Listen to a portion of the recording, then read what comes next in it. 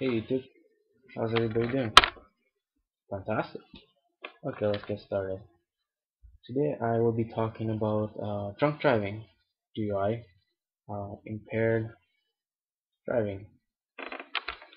It's a very common offense, and it happens very often, and it's an abused offense where people repeatedly drive drunk, and they pose many threats to lives of innocent people within the society. Now, the general definition of impaired driving is an act of operating or having care or control of a motor vehicle while under the influence of alcohol or drugs. And the result is that your mental and motor skills are impaired. It is highly illegal and a very prominent offense. Many lives are lost and countless others are injured, sometimes injured beyond recovery, permanently for the rest of their life, um, just because somebody was driving drunk and lost control of his vehicle. It's a reckless offense and takes a careless mind to perform this. Um, Driving impaired on its own puts you at a greater risk for accidents, injury, or death.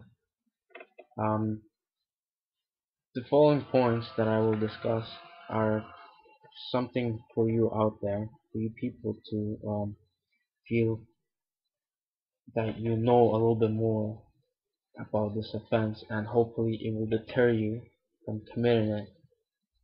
And I hope my information will disseminate freely, and I really hope you feel enlightened.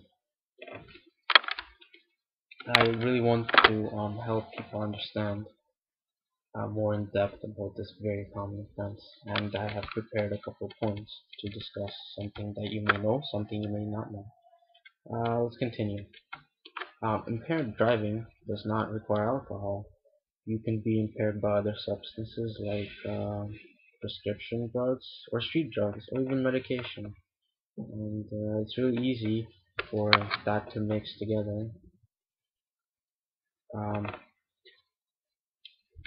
the car does not have to be moving, or you do not have to be actually driving to get a DUI charge.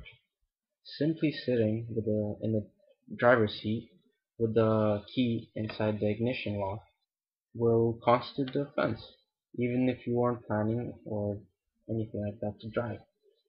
There's actually a story, a person who was intoxicated, and he decided to sleep for the night instead of driving. He made a wise choice, but he had to turn on his car because it was really cold. And when police approached the individual, the key was in, and it was enough to charge him and convict him of the offense. Simple as that. Combining other substances can make your impairment worse. It is socially acceptable that one or two drinks are within legal limit depending on your size and body weight. Medication, prescription, or street drugs will amplify the effect of alcohol or speed up the absorption rate. This creates a misconception within your mind where you think that you are okay, but in reality, due to consumption of subsequent drugs, you are not okay. But you still think because you believe the fact that you only drank this much and it would make sense for you to be intoxicated only to a certain level that you have always experienced. But in reality, you're not. You're drunker than you think. And also, one more thing, empty stomach. Empty stomach is a circumstance, and it increases the absorption rate right away. So you may be drunker than you think as well, for of course a shorter period of time.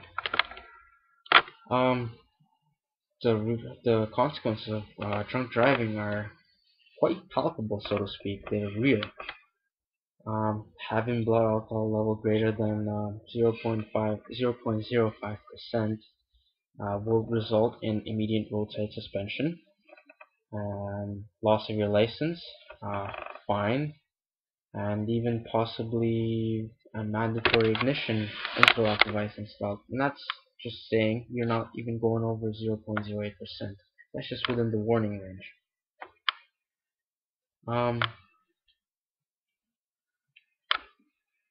The consequences of drinking and driving get worse with each offense.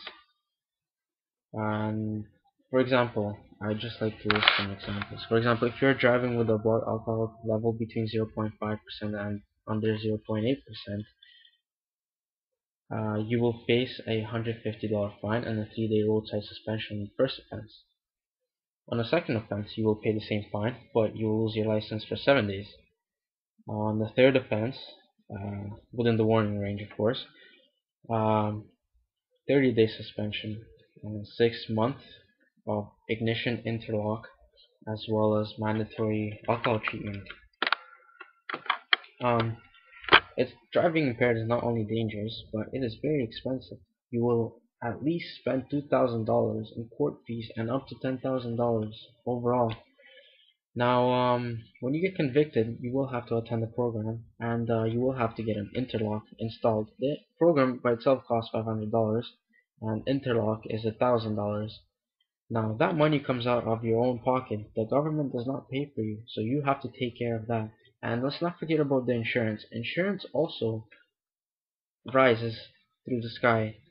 Okay, I cannot emphasize that anymore because it is estimated by real facts that on average annually, somebody who has been caught with a conviction for drunk driving, his insurance premiums are increased by $4,500 per year, which is a lot.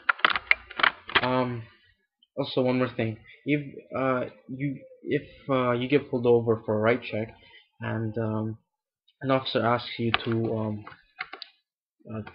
do a breathalyzer test, but you refuse, don't refuse.